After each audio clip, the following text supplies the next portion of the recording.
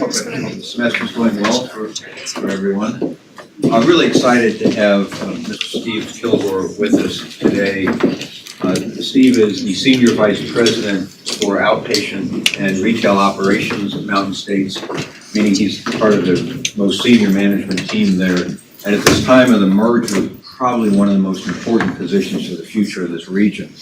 Mr. Kilgore is also the President and CEO of the Blue Ridge Medical Management Corporation, which is a wholly owned subsidiary of Mountain States, and a really remarkably complex organization. I've had the pleasure of joining their board a few months ago and have come to realize the incredible impact that Blue Ridge has, and of course Mountain States has, on our region. Mr. Kilgore has a 30-year history in all aspects of health administration, particularly around physician management practices, acquisition. I mean, really a remarkable career. Any of you all who are interested, even potentially interested in a career around health administration, are going to learn a great deal from Mr. Kilgore. He got his undergraduate degree from what was then King College in Business Administration and Economics, and an MBA from Milligan. More importantly, he has an adjunct appointment in the Department of Health Services Management and Policy. So please join me in welcoming Mr. Steve Kilgore. Thank you. I'll sit back. Okay. Well, thank you. Really a pleasure to be here this morning, and appreciate the opportunity to come and talk to you guys a little bit about Mountain States Health Alliance, Blue Ridge Medical Management Corporation. I'll make a few comments about our merger. Seems like everywhere I go, that's obviously on people's minds. Where are we with the merger? What's the status and so forth? And we've had, even this week, some updates to all of that work. So I'll take a few moments and speak about that as well. And then I thought I would maybe just share a few comments and thoughts with you about some of the physician trends that we see. And as you'll see as I go through the presentation material, that's one of the areas where I end up spending a great deal of time is around our physician activity, our physician organization. So keep this really light, informal. I'll move around a little bit, and if you have any questions, feel free to stop me. This is not a real formal presentation, so feel free to throw your hand up, ask me any questions as I go through this, and then obviously at the end of the presentation we'll have time for questions as well. So I thought I would start with, and again, can you all see this okay, or do we need to? Of course, the risk of turning the lights down is it gets early in the morning, and I understand that. Is that better? I thought I would maybe start with just a little bit of an overview of Mountain States Health Alliance. Many of you in the room probably are already aware of some of this, but just to sort of set the stage for some of the comments and material that I have a little bit later. So just a reminder of where we are with Mountain States. We actually have 14 hospitals now rather than 13 here. This slide needs to be updated since our recent affiliation with Laughlin Memorial down in Greenville. And then, of course, we've got the region's only children's hospital. I won't take the time to read every piece of information here, but we do cover a 29-county service area across 4 states. A little over $1 billion in revenue in Mountain States Health Alliance. And then within Mountain States Medical Group, which is one part of Blue Ridge, I'll speak about here in a few moments, 104 locations, almost 400 employed providers now, which makes us probably the largest employer of physicians, certainly in this region. And that's grown significantly, as you'll see here in a few moments, over the years. About 62,000 or so total admissions throughout our health system, over 250,000 ER visits, and you can see the number of outpatient visits, almost 2 million now. And this map just sort of depicts our service area and where we have facilities located. I noticed out on the board, the Department of Public Health has a certain mission statement, a vision statement, and a number of different values, much like we do at Mountain States Health Alliance. I won't read all of this, but I will say that this is something that our board at Mountain States Health Alliance reviews on a regular basis. Usually each year when we do our board retreat, there's a considerable amount of time spent discussing our mission, vision, values to ensure that we still believe that those are the things that we hold really close and dear to our mission and what we're about in terms of providing care across the region. So These are important and they play directly into our strategic plan. So we actually follow a very specific strategic planning process. These are the 6 pillars, if you will, that we've identified. What we do in Mountain States, every entity, every facility, so if it's Johnson City Medical Center, or if it's Indian Path Medical Center, or if it's Blue Ridge Medical Management, we have the following 6 pillars. And then underneath each of those, we identify specific strategic initiatives that are intended to help us achieve our goals, our mission, and so forth over the coming year. And so these are the 6 pillars that we've identified, and much like we do with any of the other organizations in Mountain States, Blue Ridge does the same. And then, of course, we report on those as we go through the year to our boards. In terms of how we're progressing against our strategic plans. Again, a little bit of an eye chart here, but just to give you some idea for FY17, our fiscal year ends in June. So for the year ended in June 2017, Mountain States, you can see again about 61,000 admissions or so. I've already covered the ER visits, a little over 250,000, and now outpatient visits over 1,000,008 in terms of total. You know, this is a slide that I think is particularly important and something I wanted to just say a couple of things about. And I think this helps to sort of size up where we are in our market here and what's going on nationally in terms of utilization. And so if you look here at 2017, you can see that we're still running in Mountain States about 116 per thousand in terms of inpatient utilization rates. And if you look at what the national average is, you can see there's still a pretty good gap here of about 15 or so. Now, clearly, our trend has been down, but the truth of the matter is, in this region, we still see utilization rates that are significantly above what we're seeing across the country. We anticipate, obviously, as you can see here, over the next 4 to 5 years, that those inpatient utilization rates are going to continue to decline. And you say, well, why is that? Well, the obvious answer is, as more and more care gets pushed outside the hospital into more outpatient settings and so forth, you're going to see these inpatient utilization rates continue to drop. And so it really requires you, from an administrative management perspective, to come at this a little bit different in terms of your mindset about how you typically think about volume. As we move further and further into this value-based world, you know, the shift from volume to value that you guys have probably heard about, you're going to continue to see these trends. And it's really important for us because we still, you know, we sit here today with 14 hospitals, soon to be 21. The fixed costs that exist with those assets, recognizing that we're going to see inpatient utilization rates continue to decline. So it puts a lot of, certainly a lot of focus and certainly a lot of pressure on operations in that regard. Just a couple of things. I have one slide in here about Valid Health in terms of our merger, and I think all of you probably are aware of the fact that we're moving forward with our merger with Wellmont. And it's a little bit hard to believe that standing here now 3 years later, we actually first announced our intentions to merge 3 years ago. It's taken us that long to get to where we are today. So we did get the state of Tennessee to approve the Certificate of Public Advantage, COPA for short, back in September. There is similar legislation in Virginia. It's called a cooperative agreement. We actually got approval from Virginia. There was the order was approved actually just this Monday from Virginia. So now we're in the process of going through the document from Virginia, sort of matching that up against what we've already received from Tennessee in terms of the terms of certification. And now we've got to start the work of trying to make sense of those documents and how they support one another, where there's areas of duplication, where there's areas that's going to require additional work, and so forth. And so we anticipate the closing probably sometime in January. There's a 30-day period that after Virginia approval on Monday, there's a 30-day public period for folks to comment and so forth, and it didn't take us that long, frankly, to go through the document and try to understand some of the requirements and the conditions that have been placed on the merger from Virginia. But the terms of certification from the state of Tennessee is 116 pages.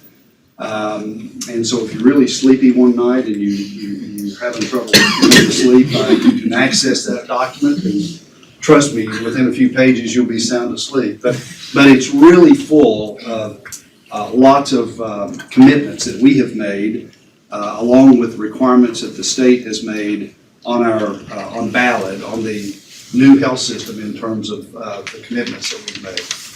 I've highlighted just a few things. You know, we've committed over $300 million over 10 years in several areas. I've highlighted those here. Really, the first three are really about access. And if you look in the terms of certification document, that's really sort of how they characterize these three. So in the case of behavioral health, you can see we've committed about $85 million over 10 years. This is really about community-based mental health services, expanding those services throughout the region. And this requires, the terms of certification require us to submit to the state a behavioral health plan. I think this one is due within 6 months. Most of these require actual plans to be developed, submitted to the state for approval, and most of them are within the first 6 months. We do have a couple that maybe give us 12 months, but nonetheless, lots of work that's going to be involved in each of these. Children's services, $27 million over 10 years, expanding children's services, our children's hospital, recruiting some of the pediatric subspecialists that we think the region needs and can support. Rural health services, $28 million over 10 years. There was a good bit said about rural health services in terms of certification. You know, one of the things that was pointed out, and I'll speak to this here in a moment, is that there were many counties in our geographic service area that are medically underserved. And we agree with that, particularly in some of the rural areas. And so a lot of investment that we'll be making over the next 10 years or so is designed to address that. And frankly, in order for us to achieve many of the population health initiatives that we have outlined, it's going to require additional resources in those markets. 85 million or so over 10 years in health research, G&E. Again, continued support of residency. Lots of research opportunities here we want to try to take advantage of and position the new organization. Certainly working with organizations like ETSU and institutions, the Department of Public Health and others that certainly have a lot of focus around research and education. Population health, 75 million over 10 years. And really that's tied a lot into the health index you see here. There are 69, I think it's 69 clinical quality metrics that we are going to be held accountable for, that we have to achieve. Some of those are access measures. Some of them are more population health focused around tobacco use, teen pregnancy, et cetera. And so we're going to be held accountable to meeting certain thresholds, certain measures in that regard. We've got 8 million or so committed to a region-wide health information exchange. This does not include the probably $150 to $200 million that we'll be investing in a common IT platform with Wellmont. But this is essentially around the appropriate exchange of patient information among providers across the region, which again helps us get at total cost of care, improving care, and so forth. So that's, I could go on, I could probably spend all day just on the entire merger and the documents, but that gives you some idea of some of the work that will be taken on here over the next 60 to 90 days as we move closer to a closing date. Okay, I want to sort of flip over now to Blue Ridge Medical Management, which, as Dr. Wyckoff mentioned, is one of my primary areas of responsibility, and frankly is probably one of the more complicated entities in Mountain States Health Alliance, simply because we have a lot of different business units in Blue Ridge. Certainly the hospitals are complicated as well, but Blue Ridge is a wholly owned for-profit subsidiary of Mountain States Health Alliance. You can see it was formed back in the early 90s. And then in about 4 or 5 years later, the charter was amended and the name was changed to Blue Ridge Medical Management Corporation. Wholly owned for-profit subsidiary of Mountain States Health Alliance. You can see a little over 1,000 team members among all the different companies that are in Blue Ridge today. We have an annual budget of a little over $250 million.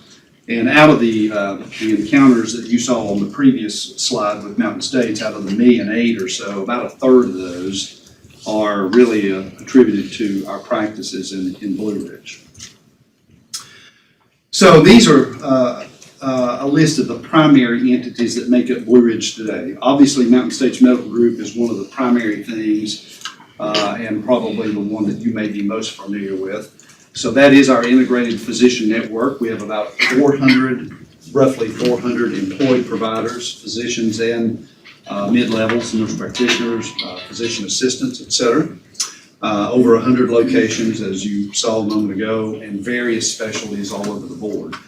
One of the things that's important, I think, to point out is we typically in Mountain States Medical Group don't add, we really don't recruit physicians or acquire practices unless it's really a strategic initiative on one of our hospitals. So we don't get up in the morning and say, hey, I've got a great idea, let's go recruit some physicians. It's typically driven specifically from a strategic plan from one of our hospitals in their markets. But we have grown significantly over the years. All of our primary care sites are level 3 NCQA recognized medical homes. And so we're proud of that. A lot of work went into that effort. Mountain States Properties, as you'll see in a moment, I've got a little description about what that is. It's essentially our real estate company. The Wellness Center, many of you are familiar with, over on the state of Franklin, that sits up above the road there. We have that is actually part of Blue Ridge, along with the center that we have over in Carter County on the campus in Sycamore Shoals. MediServe Durable Medical Equipment and Respiratory is also a Blue Ridge company. We have 3 offices. Our primary office is out in Gray. And then Mountain States Pharmacy is our retail pharmacy. We have, I think it's 5, maybe 6 locations now. Health Pro Staffing Agency is a company that we started a number of years ago, largely to address the growing reliance that we found ourselves faced with temporary staffing, particularly with nursing or travelers, which tends to be a fairly expensive solution. And so we started our own staffing agency, and that's actually done very well. Obviously, our primary client is Mountain States Health Alliance, but nonetheless. And then we have a number of different joint ventures that are included in Blue Ridge as well. Some of those, a number of them actually, are ambulatory surgery centers. We have about 3 of those here in Washington County, a couple over in Sullivan County. There's 5 or 6 joint venture surgery centers where we partner with surgeons in that market around outpatient ambulatory surgery centers. And all of those have been really successful. And it's allowed us to align and continue a relationship and partner with physicians and at least retain some piece of the revenue as opposed to having all of that loss. And then we do joint venture one of our urgent care centers. We have 9 total. One of those out in Piney Flats is actually a joint venture. So Mountain States Medical Group, again, about 400 providers, 104 locations, 9 urgent care sites. You can see the number of specialties all across the board. And again, a lot of those, most of them are actually driven from a need that we have had in a particular community. This is very difficult for you to see, but it basically takes the same 29 county area that I mentioned a moment ago from a facility perspective and starts to show you sort of where we have clinics. So we have clinics all over the region. And again, you know, everywhere we have facilities as far north as Smith County or all the way down to Greenville, most of those have physicians in their market that we employ. Some of those existed before we even got there. So for example, in Greenville, which is with Laughlin, our most recent relationship, they had about a dozen physicians that they already employed before we even affiliated with Laughlin. Those will now become part of our organization, and much the same was the case in Abingdon when we acquired Johnson Memorial and up in Norton, Virginia as well. This will give you some idea of sort of what our trend has been just over the last 3 or 4 years. So I've been at Mountain States 20 years. When I first came, I think we had 45 or maybe 50 employed physicians, or providers rather. And so we're almost 400 today. So this just gives you some idea over the last 3 or 4 years. So again, just real quickly, Mountain States Properties, I mentioned, today we own or manage about 600,000 square feet or so of space. Most of those are medical office buildings. So if you go on the campus at Johnson City Medical Center, or if you go on the campus at Indian Path Medical Center in Kingsport, you'll see medical office buildings all around. Most of those assets are owned by Blue Ridge. And so we have essentially a real estate division that owns those assets, that manages those. And you can see there's about 35 properties or so that we own or manage in that entity. The Wellness Center I've already mentioned with the 2 locations, MediServe, and then Mountain States Pharmacy with our retail locations. Health Pro Staffing I mentioned, and then the joint ventures I've sort of already touched on in terms of the surgery centers. Kingsport Day Surgery is on the campus at Indian Path. We partner with a number of surgeons there. It's not a single specialty surgery center. It's really a lot of different pain procedures, ENT, GI, orthopedics, etc. Mountain Empire Surgery Center is more focused around orthopedics. So our 2 joint venture partners there are the 2 orthopedic groups here in town. And then I've already mentioned Piney Flats Urgent Care. So I thought I would spend a little bit of time and talk about some of the trends that we see from a physician perspective, given the fact that that's a lot of the area that I have responsibility for. It's been really interesting to see what these trends look like over the years, and depending on who you talk to, there's all sorts of data and research and papers that have been that have written about the coming physician shortage. And so the question is, do we really have a physician shortage staring at us, or do we not? And I personally think that we do. You can see here the American Association of Medical Colleges back in, I guess, whenever, I can't remember the year, well, actually it was in April this year, actually project a shortfall from 40 to just over 100,000 physicians, depending on how you want to count it, primary care and or specialists. University of Pennsylvania did a study recently that said that there could actually be a surplus. So I mean, that's a pretty wide difference of opinion, right? I mean, 100,000 physician shortage versus a surplus. The University of Pennsylvania, I think, is primarily talking about some of the new models of care, and if those were fully deployed, that there could in fact maybe be a surplus. And I think a lot of that is around what I mentioned a moment ago, these new models of care that we're seeing now deployed throughout medical practice, whether it be patient-centered medical home, team-based care, where you really have a team-based approach, increasing panel size for the team to be responsible for caring for. So I think this is really speaking to the fact that there are new models of care that could potentially alleviate some of the physician shortage we see. What I will tell you is, if you talk to hospital executives across the country, in most cases, and certainly here, they will tell you that this is an area they are concerned about, particularly from a primary care perspective.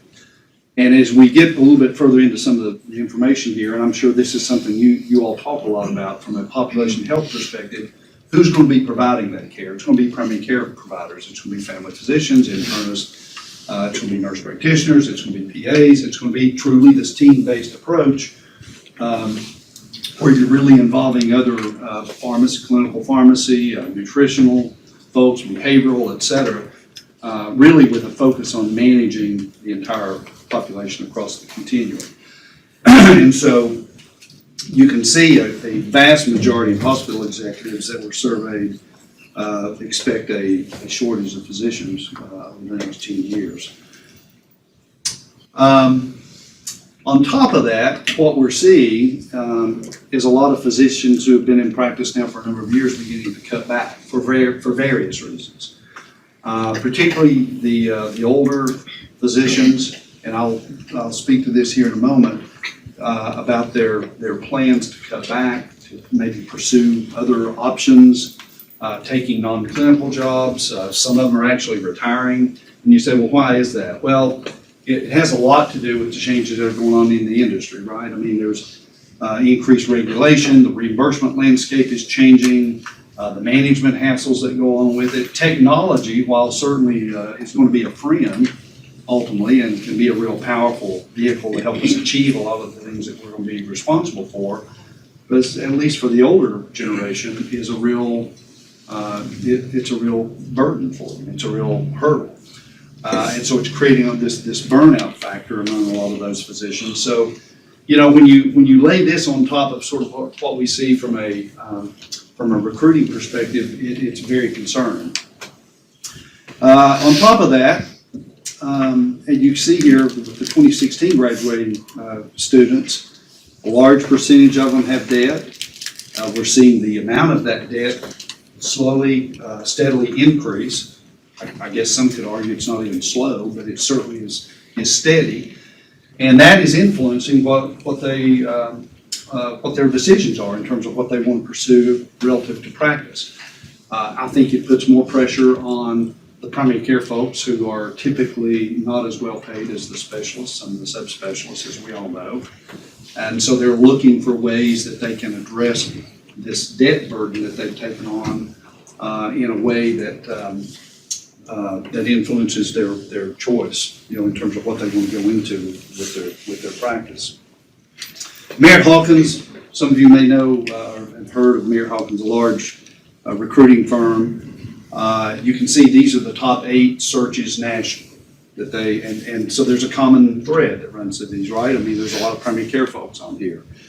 Family medicine, psychiatry, internal medicine, nurse practitioners, hospitalists, which again is over the last number of years has been a growing trend to see more and more physicians pursuing this particular line of work. I would probably put that in a primary care category. And so this is sort of what we're seeing from a recruiting standpoint. In 2015, Merritt Hawkins surveyed their medical residents, and you can see here about 70% of them said that geography was the main driver for where they're going to go.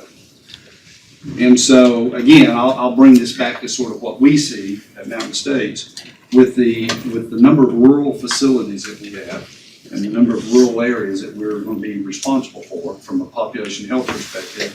It's just very difficult to recruit physicians to some of those communities. So if I'm trying to recruit physicians to Norton, Virginia, or to Smith County, while those are great communities, we're competing against folks all across the country who have already said geography is a main driver for them. And so that certainly adds a significant amount of pressure on what we're able to do and what we're able to achieve. You can see only 3% choose to practice in a community of 25,000. It's just the national data. So again, it makes it really difficult for us, and it just underscores the importance of having a recruiting plan to try to get at some of our needs across the region. 40% of them say they're totally unprepared for the business side of medicine. That's sort of scary. I don't know that that's changed a great deal, frankly, over the years. I've always felt like that was an area where there was maybe some deficit, but the rate of change that we're seeing in our industry today, I think has further exacerbated this, at least in the minds of many physicians. And then you start seeing numbers like 90% concerned about having any free time in their practice, 90% concerned about healthcare reform, 70% concerned about debt. So again, you take all these things into consideration in terms of what we're trying to do from a recruiting perspective, and it's quite a challenge. Final year residents, this is from 2014, almost half said they had been contacted more than 100 times about practice opportunities. Kind of gives you some idea of what we're up against from a competition standpoint.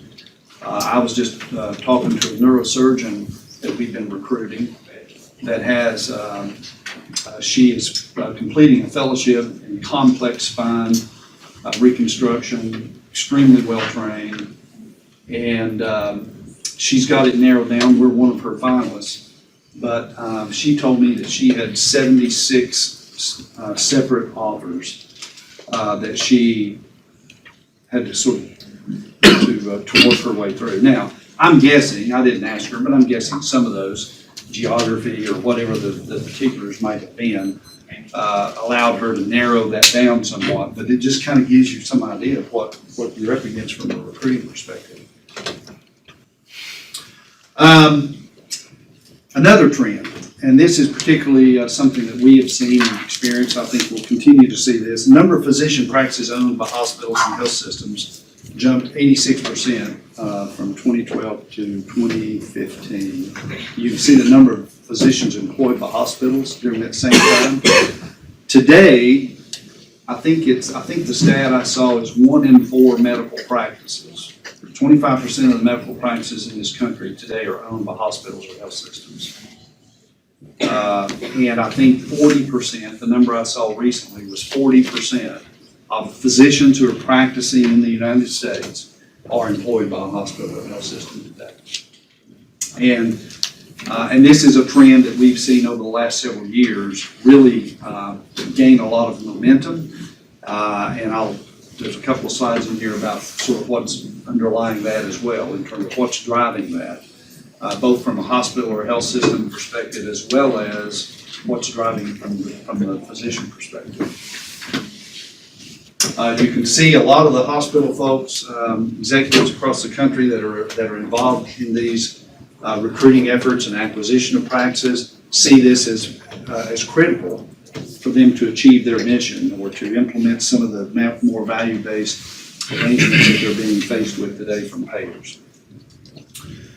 And I think this is an interesting thing as well. Merritt Hawkins reviewed in the 2017 survey, almost 40%, which is increased, and it's going to continue to increase, of physicians have specific performance metrics in their employment agreements, particularly around value-based efforts. So, you know, as we move further and further into a value-based environment, the analogy I like to use, and I've actually seen people put this on a slide now, maybe that's where I saw it originally, I don't know, but I think it sort of gave a good example of what the landscape looks like today. So it's 1 foot. You got 1 foot on the dock, and the other foot's on the boat as the boat is pulling away. And the foot on the dock is meant to represent fee for service. I mean, that's essentially the environment that we've operated in for years, right? The more you do, the more you get paid. Hospitals, physicians, and the like. And what we're seeing now, whether it's Medicare Shared Saving or Medicare Advantage, all the payers, is this move toward more value-based contracts, which pay you for performance, pay you on the basis of your outcomes, not as much on the volume of work you do. Now today, at least in our market, we still are largely in a fee-for-service, a volume type of world in terms of reimbursement. But we're seeing more and more of the payers now move more into these risk-based arrangements where we are fully at risk for, in some cases, total cost of care. And so it's very important, if we're going to be taking on that kind of responsibility, that we have alignment with our providers and that many of the metrics and the ways that they're going to be compensated are also aligned with some of the contracting requirements that we have. So you're going to see this percentage go up even further.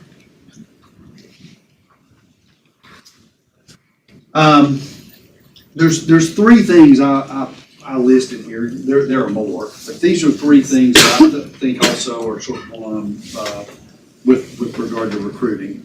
One is this generational change. I mean, the fact is the millennials and the younger physicians just simply don't view the practice of medicine like their older colleagues. They just don't. They view it as a job. It's an 8 to 5 type of thing, and they want to go home and be with their families. And who can blame them? But that adds another layer of complexity to the recruiting. I mean, if you're going to be successful recruiting in an environment that is so competitive, your organization better be aware of this and recognize it and be prepared, to deal with it as best you can in terms of the opportunities that you're creating for that group of physicians. The second thing is rising subspecialization. I mean, and these are all connected. So there just aren't as many physicians who are interested in working whatever it is, 14, 16 hours, taking call. And so they tend to migrate more towards specialties where they don't have to take on those responsibilities and those burdens. And that we're going to continue to see that. Now, where do you typically see that? It's typically with family practice, it's surgery, it's those kind of things that typically require call and some of the increased responsibilities, which again puts further pressure on the primary care piece in terms of recruiting and making sure you've got the resources in place to do all the work that's necessary. And then the third thing is a higher performance bar. It's not enough to just be an excellent clinician. I mean, hopefully that's what we're recruiting to begin with, are people who are well-trained, they're great clinicians, but because of the increased focus on performance and value, you are really looking for physicians who buy into that and who are committed to following, for example, evidence-based medicine, practice protocols, who support team-based care and some of the newer models that are being developed. And so you've got a number of things here that add even another layer of difficulty with regard to some of the recruiting efforts. So why are hospitals, health systems across the country, why do they have such a voracious appetite to take on physicians, employ them, acquire practices? Most hospitals on average will lose $200,000 or more for every single physician that they employ. That's the average. Why do they do that? Well, in some cases, it's to expand their service capabilities clearly in the market that they're in, and they feel like the best way to do that is to in some cases, as you'll see here, community need, for example, that may be the only way. I would tell you that in a market like Norton, Virginia, if we did not recruit and add some of the physicians that we felt like were necessary in that market, it's very likely that market wouldn't have a physician. It's just not likely that many physicians would just land there. So the other thing is insurance related. In some cases, you got payer relationships that provide some type of an incentive, or there's some underlying compelling reason for you to take on employment or acquisition of a practice. Certainly, it's an alignment tool for hospitals and health systems to align with specific physicians or specific physician groups so that you have a tighter relationship. Certainly the downstream referrals that are a result of that can be very important, although you cannot compensate. As you probably know, you cannot compensate physicians for the volume or the value of those referrals. Clearly, it is an alignment strategy. And then, of course, to increase market share. I mean, if you're acquiring physicians that have a footprint in a particular market, there is an opportunity for you to get your arms around those. Now, here's the other thing, without getting too into the weeds, too granular, but in a population health world, or in a value-based world, and of course, in our case, we do have an ACO here. Our physicians at Mountain States Medical Group are responsible for about 2/3 of the covered lives in that ACO, Medicare Shared Savings Plan. And we've been very successful. We've achieved shared savings in all 4 years that we've been in that particular contract with Medicare. Probably one of a handful across the country, frankly, that have achieved shared savings in all of the years that we have participated. And so that's going to be very important as we go forward, because the primary care folks are essentially how those patients are attributed. And so again, from a hospital or health system, part of their idea, part of the rationale is more primary care affiliation, more alignment with those folks, more attributed lives, more opportunity for us as we go further and further into a value-based world to have some piece of that revenue stream going forward. And of course, why physicians are selling. We've talked a little bit about this a moment ago. Again, this trust me, I mean, reimbursement is not going up at the same rate as operating overhead. Physicians know this. It's an ongoing concern. They work harder and harder to just earn what they've earned, or in many cases, earn less. That's a real concern. That's one of the reasons they're seeking relationships or employment. And as I mentioned, continued pressure on reimbursement. There's an old joke around, the RBS thing, which really stood for really bad reimbursement very soon. I think a lot of physicians would probably agree with that. Capital is a real issue. If you're going to be taking on electronic health records or do the kind of things you need to do in a clinic setting to continue to invest in the practice, capital is a concern. Where do you get the capital? How do you pay it back? Particularly in an environment where reimbursement's going down, you got to work harder. So that's a real concern. The hassle, just the management hassle that's involved. Many physicians are just tired of dealing with it. They're ready to do something different. And then the security that a relationship with a hospital or health system might offer in terms of the employment agreement itself, the ability to shed all of that responsibility from a management perspective, just come in, see patients, do what you do best, be paid for it, go home. Pretty attractive to a lot of folks. And so these are some of the advantages as a result of doing that for physicians. Certainly, the practice may be more viable than it was previously. There are, and it's not just hospitals and health systems. I mean, you're also seeing a lot of independent, smaller practices, even solo practices that are joining larger groups and so forth for some of these same reasons, to create a more viable future for themselves, relieve themselves of the administrative burden.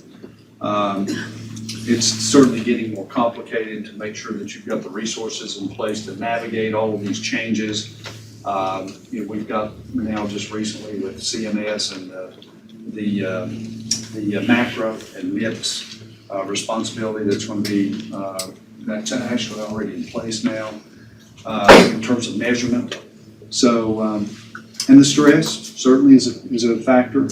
More time off, that's something that can typically be negotiated by a physician in an employment arrangement. Today, if you're in practice and you take time off, guess what? You're not getting paid, right? You're not generating revenue. And so in an employment arrangement, you can negotiate some time off, and then certainly from a security perspective, many people feel like this allows them to be in a much more stable and secure environment going forward.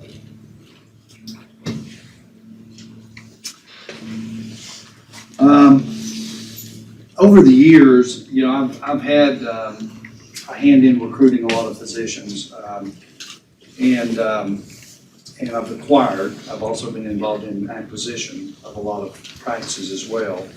And it's always interesting to talk to physicians after the fact, and I typically try to do this 6 months after the fact or whatever. Are you disappointed? Are you happy? Are you satisfied with the decision you made? What are the areas that you're concerned about or that you're disappointed in? What can you do to learn and not repeat, do better the next time, etc. This is interesting, a recent survey. This is not our data, this is national data. 70% of the physicians who went through an acquisition or employment said that that met their expectations. I'd like to see that a little bit higher, frankly, but a high percentage saw administrative burdens decrease, which is something we talked about a moment ago. Over half say they were successful at working fewer hours. A third made more money, 40% made about the same, and a large percentage said they'd do it again. So I think that's somewhat important to see sort of what the trends are, how physicians view this, because one thing I tell physicians, particularly in an employment arrangement, is it's not for everybody. It's not going to be perfect. There are certainly sacrifices they make in that relationship as well. And we really view it as a partnership. Even though we have physicians and we employ them, we want them to really think and act like they're still owners of the practice. I mean, they need to act like they're architects, not just inhabitants. And we really encourage that and try to stress that with physicians. Frankly, some embrace that more than others. I mean, to be honest, there's always going to be physicians who are just simply looking for an employment relationship, and that's it. They don't want to engage at any significant level. But that's just that's the world we live in. I mentioned this a moment ago. 70,000 physicians employed by hospitals, health systems. 2013, 125,000 were employed. That's actually, as I mentioned a moment ago, now that number is even greater. We'll see if I can continue to increase.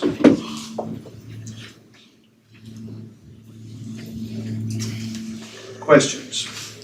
I could go on, but I just want to give you a little bit of a flavor for sort of what we do, what we're seeing relative to physicians, and some of the trends, some of the challenges that we have. And I think going forward, from a Mountain States Health Alliance perspective, and certainly from a Ballard perspective, a lot of this, particularly around physician, is going to be really, really critical for us, because we're going to be faced with putting resources in some of these markets in order to achieve the population health initiatives that we've committed to. It's just not going to happen on its own. And so these are things that are very important to us. How do we make this? Frankly, I'll be honest, if we had a choice in a perfect world, we wouldn't have to go out and employ physicians. I mean, we certainly don't consider ourselves the only solution for physicians. I'm not naive enough to think that physicians necessarily need us to do that. But the fact is, we need to be in a position where we can offer that as an alternative. And in some markets, I think it's going to be obvious that that's what it's going to take for us to get the physicians and the resources in those communities. Others, maybe not so much. If there is a way that we can partner or align with physicians, for example, through a clinically integrated network, which we're in the process of forming, or aligning around different payer contracts like we have with Medicare Shared Savings, that would be our preference. So that we can focus on running a health system and our hospitals and those kind of things. But that's the world we live in today. It's the reality. We're in the business. And so we want to try to be as good at it as we can and offer a good opportunity for physicians. Any questions about any of this? What's your feeling on the physicians that don't want to sell their practice, say here to Mountain States? So they close it and they go work somewhere else, like the VA or another healthcare system. Right. And maybe you've lost a great subspecialist or something. What's your feeling on that? And have you talked to them to see why they would prefer to do that than to? Because we have seen that happen here. Yeah. Well, the VA has been a challenge. We have lost physicians, some of whom are personal friends of mine that I've known for years, who have taken roles at the VA. And frankly, and I'm sure you guys are somewhat aware of what I'm referring to there, but I mean, in terms of how we compete, their retirement benefits there are just, we can't compete with them.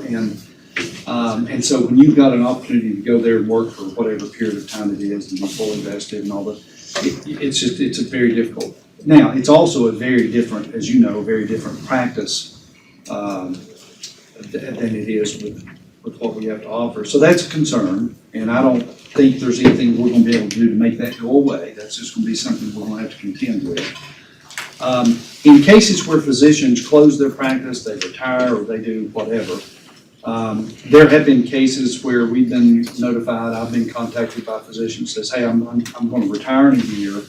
I don't have any plans for the practice. Do you have any, can you help me?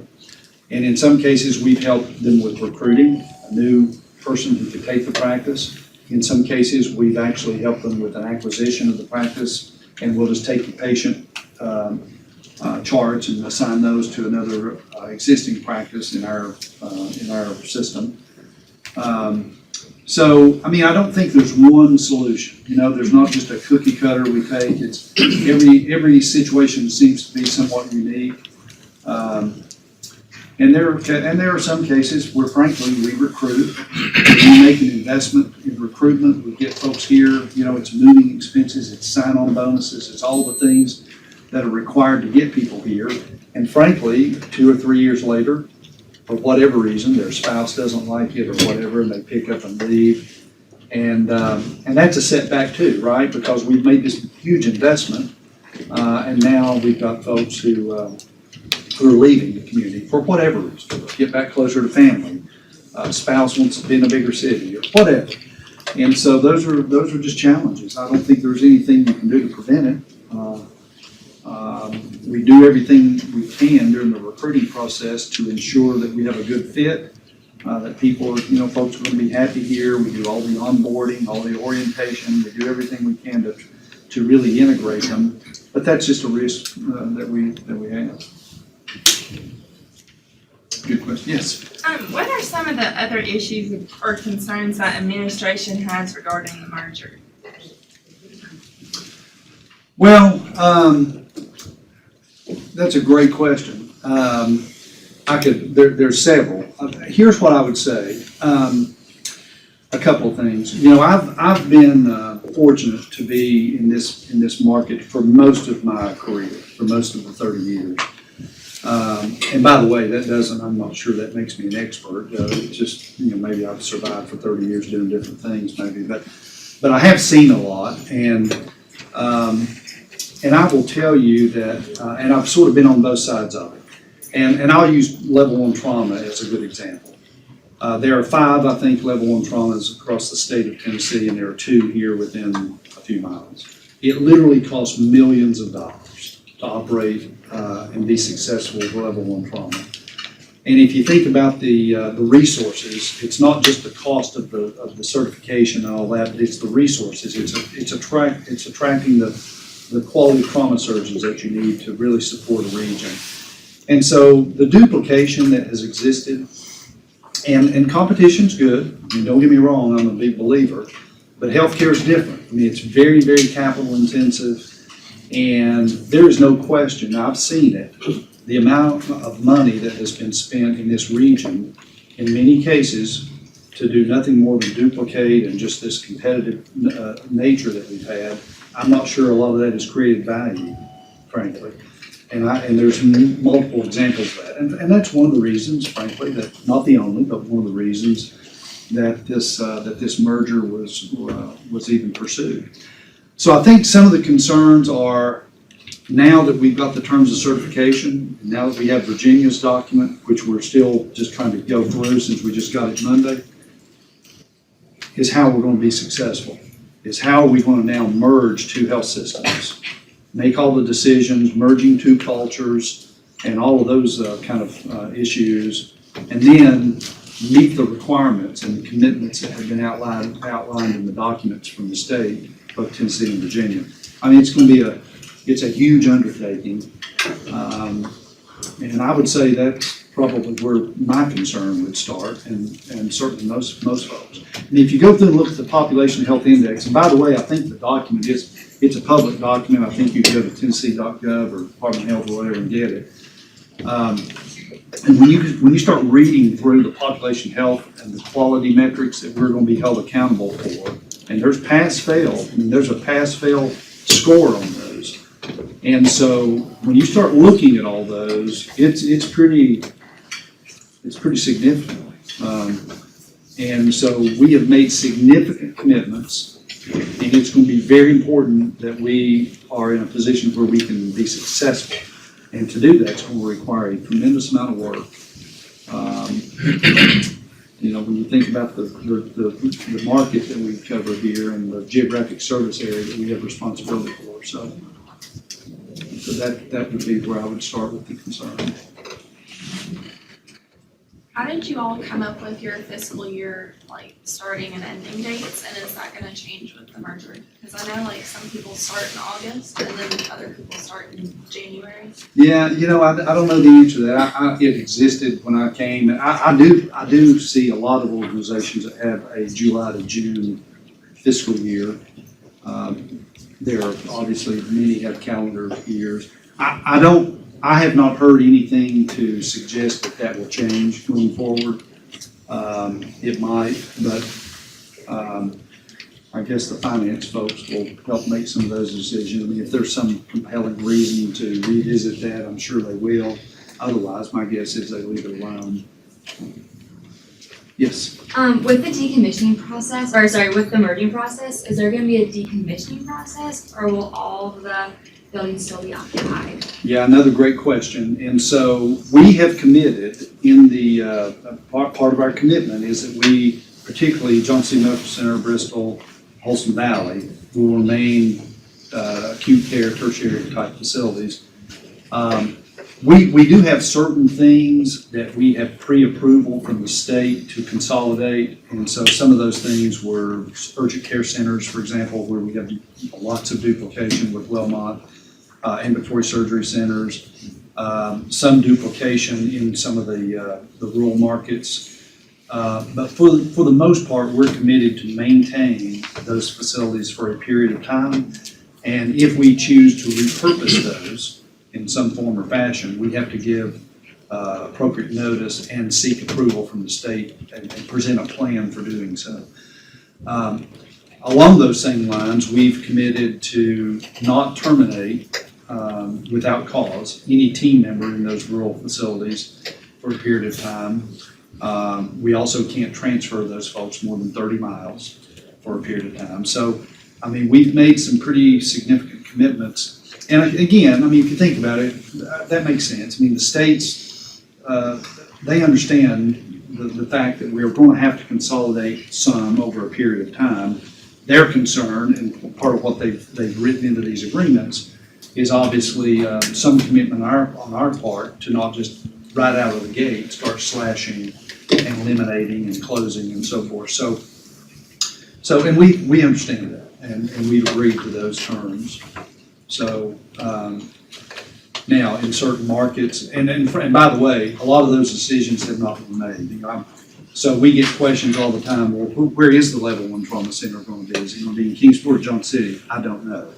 The board, we had originally proposed, I think, a 17-member board. The state of Tennessee came back and has really demanded and required that we just have an 11-member board.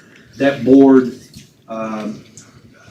I will say it has yet to be identified. My guess is we probably have an idea who the 11 people will be. But the board and the management team and so forth, once they get placed, will be going through and making some of those decisions along with the clinical council. But none of those decisions have been made. So whether it be level 1 trauma, or are you going to do, you know, are you going to provide this service here or this service there?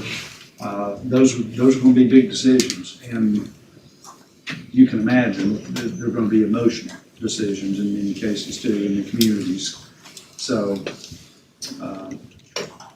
that answer your question? It does, thank you. Yes. You mentioned that merging cultures was a primary concern. How is Valid going to address that? Another great question. So early on, we did, there's been a ton of work that's been done, and one of the things that we did was a culture survey. So we hired an independent third party, I can't remember the name of the company.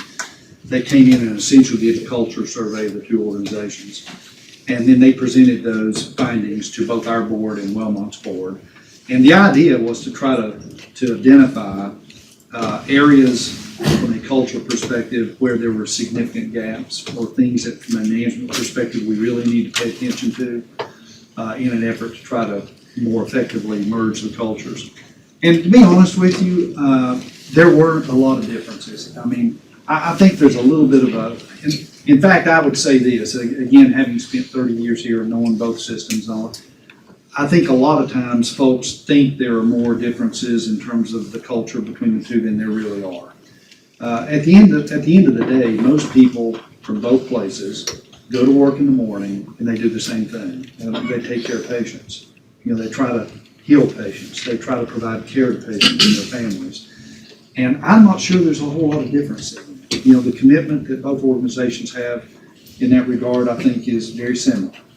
Now, you may say, well, from a management perspective, maybe there are some cultural differences. And so there were a few things. You know, there's some differences in maybe how the boards have engaged, for example.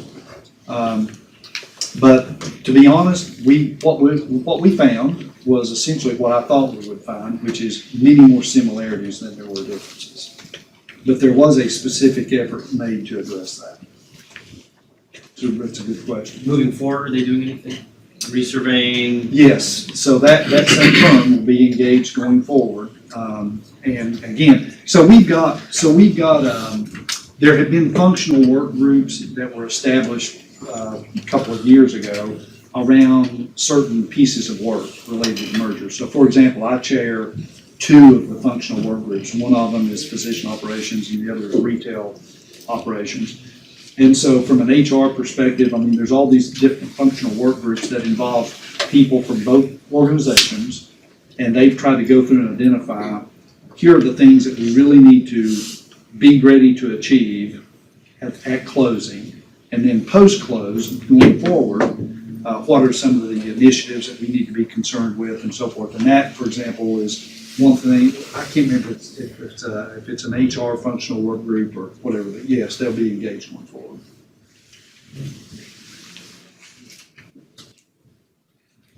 Any other questions?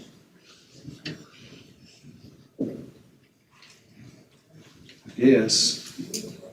It's 9:30, so. Sure. I thank you again for the opportunity to come. I know this has been probably a bit of a rambling type of thing, but I appreciate the opportunity to come and share with you a few of my ideas and thoughts. And I'll stick around if you have any questions. Look, this is an exciting time, really. And I say this to people all the time. I had a mentor, physician friend of mine for years that used to tell me, in a lot of meetings that we were in, he would always say that the practice of medicine was still an incredible joy for him. And it's an incredible responsibility and one that he took very seriously in spite of the challenges and the problems. But it's an exciting time right now with all the change. There's tremendous amounts of opportunity being created. So you guys are in a great place.